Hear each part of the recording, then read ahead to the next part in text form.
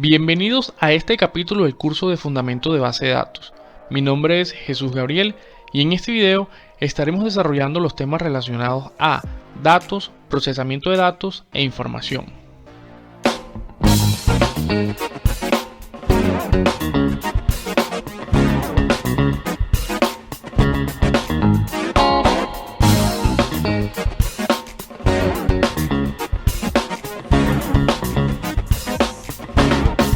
Iniciaremos por googlear qué es un dato. Lo primero que vamos a encontrar es que representa de manera simbólica un atributo, una variable.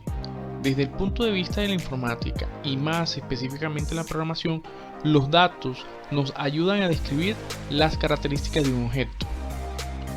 Recordemos que los objetos en la programación son la instancia de una clase, y una clase es la estructura, plantilla o esquema que va a permitir agregar muchos objetos que cumplan con la definición de dichas características.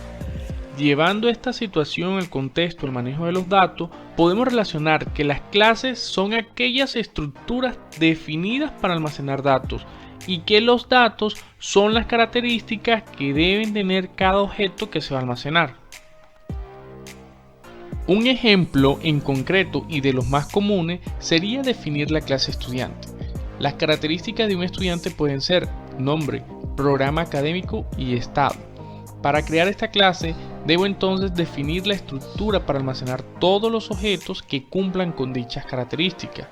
En este caso, he definido la clase estudiante y la pueden observar dentro del recuadro rojo. En base de datos, lo equivalente a definir clases serían entidades.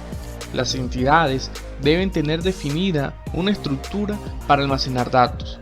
En el recuadro verde he definido la entidad equivalente para el ejemplo de la clase estudiante.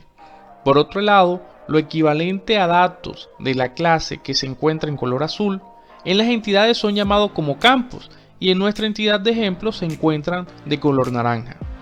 Finalmente, lo equivalente a los objetos son llamados registros. Como pueden ver en la parte inferior del video, están los mismos registros porque tanto la clase como la entidad tienen la misma estructura. En esta etapa del curso empezaremos a identificar las entidades de cada caso de estudio y sus respectivos atributos. Más adelante se definirán sus tipos de datos, relaciones, llaves y restricciones de cada entidad. Teniendo claro qué son los datos, recordemos que la lógica básica del proceso computacional tiene tres componentes: entrada, procesos y salida. Esta lógica nos permite identificar que para obtener el componente de la información es necesario procesar los datos de entrada. A nivel de base de datos es fundamental identificar la diferencia entre datos e información, debido que en muchas ocasiones definiremos algunos campos en las entidades que pueden almacenar cadenas de datos y estas no son información. Los ejemplos más comunes de datos son un nombre como Juan, un apellido como Pérez, un entero, un número de identificación, una fecha, entre otros. Sin embargo, hay cadenas de datos que pueden ser almacenadas que aparentan ser información, pero realmente siguen siendo datos. Ejemplo de estos datos sería un motivo de consulta, como el que pueden observar: paciente de sexo femenino que asiste a consulta de planificación. Otro ejemplo de estos tipos de datos puede ser la descripción de una película o serie, en el cual se resumen de manera breve su contenido, pero la estructura de este párrafo sigue siendo un dato y no información. En conclusión, los datos son el conjunto de los atributos que se definirán de cada entidad. Una entidad nos permite almacenar muchos registros del mismo tipo. Existen cadenas de datos que podría decirse estilos párrafos que no son información. Como pueden observar, se encuentra definida una entidad estudiante dentro del recuadro verde. En la parte inferior de azul se indican los atributos que fueron definidos en dicha entidad.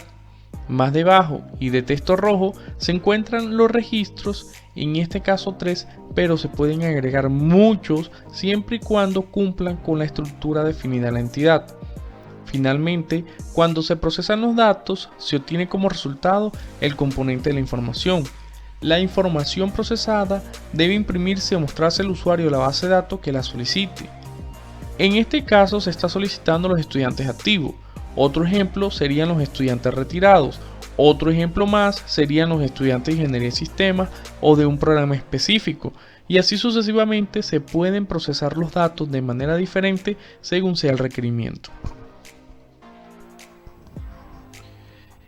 Un punto para resaltar y de manera de ejemplo es el ingreso, procesamiento y salida de datos en una clínica, donde llega un paciente por urgencia y la recepcionista ingresa los datos principales. La auxiliar o enfermera ingresan los datos de los signos vitales. El médico ingresa los datos del estado del paciente y los laboratorios que requiere para hacer un diagnóstico. En el laboratorio, la bacterióloga ingresa el resultado luego del procesamiento de las muestras.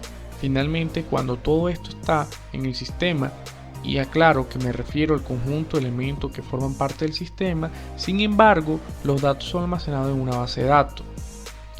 Llega el médico nuevamente y visualiza el reporte de historia clínica, con todos los datos procesados anteriormente.